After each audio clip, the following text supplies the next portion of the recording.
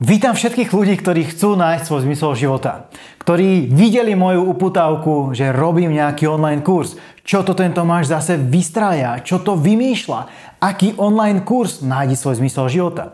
Keď si tu a keď pozeráš toto video, tak ťa to pravdepodobne zaujalo. Kedysi dávno som bol aj ja jeden z tých ľudí, ktorí mali všetko. Mal som auto, mal som rodinu, mal som kamošov, mal som kde bývať. Raz za čas sme išli s kamošmi na pivo, raz sme išli si zahrať nejaký futbal alebo niečo. Všetko bolo fajn, ale chýbalo tam niečo. Chýbala tam tá tajná ingrediencia, po ktorej by si človek povedal, že ja žijem naplňujúci život. Ja žijem život, ktorý má zmysel. A tak som začal pátrať. Možno aj vy, niektorí, ktorí toto pozeráte, ste práve tam v tom bode. Že žijete OK, ale nedáva vám to až taký zmysel. Že by ste chceli od toho života niečo viac.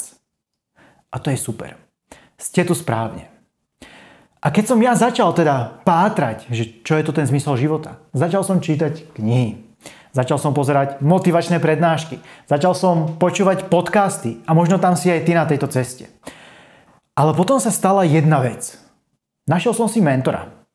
Veď ten by mi mohol pomôcť sa dostať z toho života na parádny život. Tak som si našiel mentora. Prišiel som na prvé sedenie. Predstav si kožený gauč.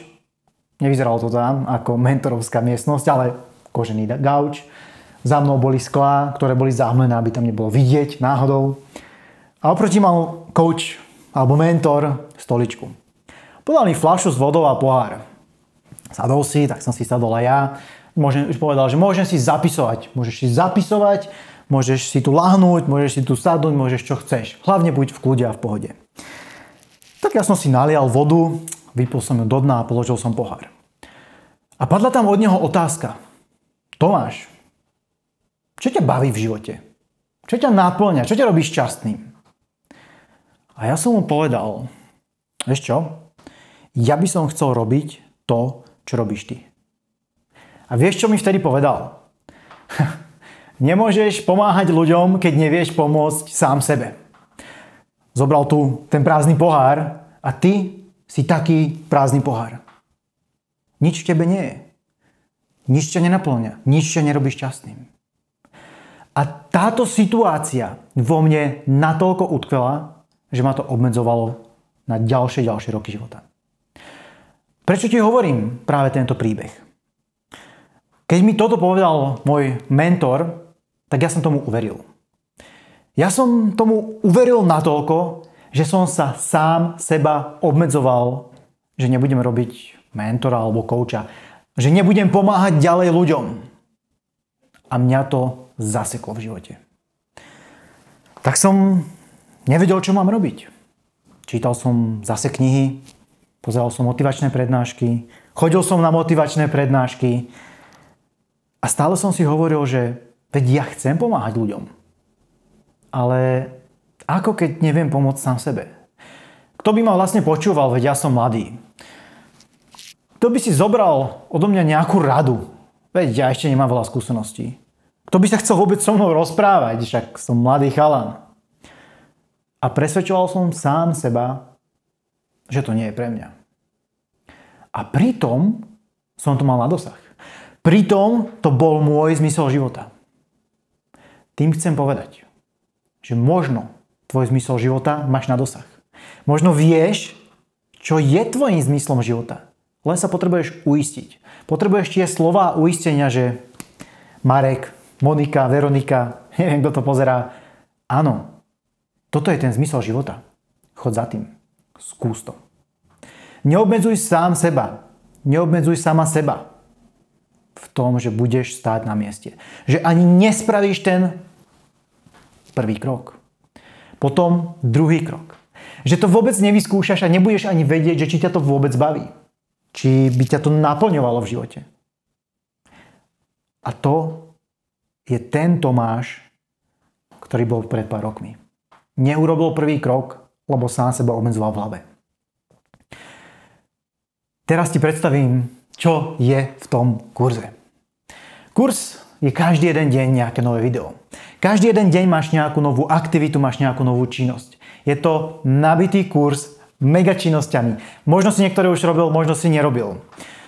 Budeš si zapisovať prvé dni, budeš analyzovať, čo ťa baví, čo ťa nebaví, čo by si rád robil, čo si robil kedysi rád v minulosti, v čom si dobrý, v čom nie si dobrý, za čo by ti ľudia dokázali zaplatiť. Bude to totálna analýza seba samého, aby si uistil, že áno, Tomáš, teba baví komunikácia, teba baví pomáhať ľuďom, teba baví kreativita, teba baví natáčať videá, teba baví robiť technika, bla bla bla bla bla. Mal by si to nejako sklobiť a ísť tou cestou. A tento kurz ti v tom pomôže. Viac sa spoznáš, budeš meditovať. Je tá meditácia, ktorá je zameraná na minulosť, aby si rozpomenul, čo ťa vlastne bavilo, v čom si bol dobrý, čo si robil po škole, čo si robil v škole, akých ľudí si mal okolo seba a za čo ťa chválili rodičia, za čo ťa chválili kamoši. Ďalej tam je analýza sociálnych sietí. Budeš si analyzovať sociálne siete, aké videá, aké príspevky sa ti zobrazujú, lebo tie ťa bavia.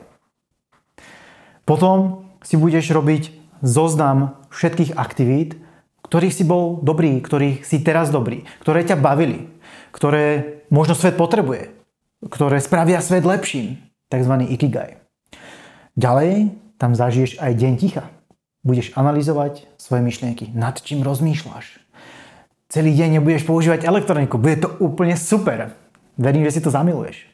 A potom, keď budeš robiť tieto činnosti a budeš si robiť zoznam všetkých možných činností, ktoré by si mohol robiť, ktorým by si sa mohol venovať v budúcnosti, tak si ich zanalizuješ a vyberieš si top 3 činnosti.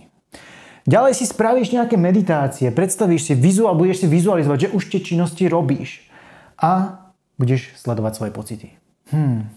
Tomáš, ako sa cítime pri tejto činnosti, keď si vizualizujeme, že ju robíme? A čo táto druhá činnosť? Tá by mohla byť fajn. Ale vieš čo, nie je to práve orché. A táto tretia, pri tej sa cítim úplne super. Budeš analyzovať svoje pocity, pri ktorej činnosti sa najlepšie cítiš. A potom si vyberieš jednu. Jednu, ktorej sa budeš venovať. Dáš si záväzok, že budem sa jej venovať. Budeš s otvorenou myslou. Nebudeš analyzovať, či to vyjde, či to nevyjde, kde na to zoberiem peniaze, kde na to zoberiem skúsenosti. Nie. Začneš sa tomu venovať, aby si vôbec zistil, že či ťa to bude baviť v budúcnosti. A nakoniec si spravíme akčný plán. Spravíme si plán na ďalekú budúcnosť, na 10 rokov, 5 rokov, 1 rok, mesiac, až po jeden deň, až po teraz, čo budeš aktuálne robiť. Môžeš sa na to veľmi tešiť. Veľmi ti to pomôže a posunie ťa to vpred. Otázka teraz na teba je, koľko platíš dnes daň za to, že nerobíš to, čo by si chcel robiť v živote. Že nerobíš to, čo ťa baví. Že nemáš zmysel života. Akú daň za to mesačne platíš? Že možno si v robote, v ktorej si nasraný, ktorá ťa nebaví, ktorej nemáš rád svojho šéfa, ale dostávaš OK výplatu, tak tam zostávaš. Ale kde je ten tvoj potenciál? Možno keby si začal robiť to, čo ťa baví, našiel by si v tom niečo. Naučil by si sa na tom zarábať peniaze, tak by si zarábal viac ako v robote a ešte by ťa to aj bavilo. Čiže čo je tá daň? Môže byť finančná tá daň. Môže byť daň, že ti uteká život medzi prstami. Koľko platíš za to, že sa nevenuješ tomu, čo v živote miluješ a čo ti dáva zmysel? Rozmýšľal som nad cenou tohto kurzu. 1000 eur. Na slovenské, československé pomery to je brutál veľa. Je tam predsa 11 videí a má to cez 1 hodinu. OK, tak zmysel života ale chcú nájsť ľudia, nie? Tak čo? Aspoň za 500 eur, alebo za 200. Nie. Nedám to ani za 200 eur. Výsledná cena tohto kurzu je zadarmo. Užívaj. Od zajtra sú tu videá každý jeden deň nové, čo sa týka tohto kurzu. Nemusíš si nič ukladať, bude to na mojom YouTube kanále, bude to zadarmo a môžeš hľadať svoj zmysel života.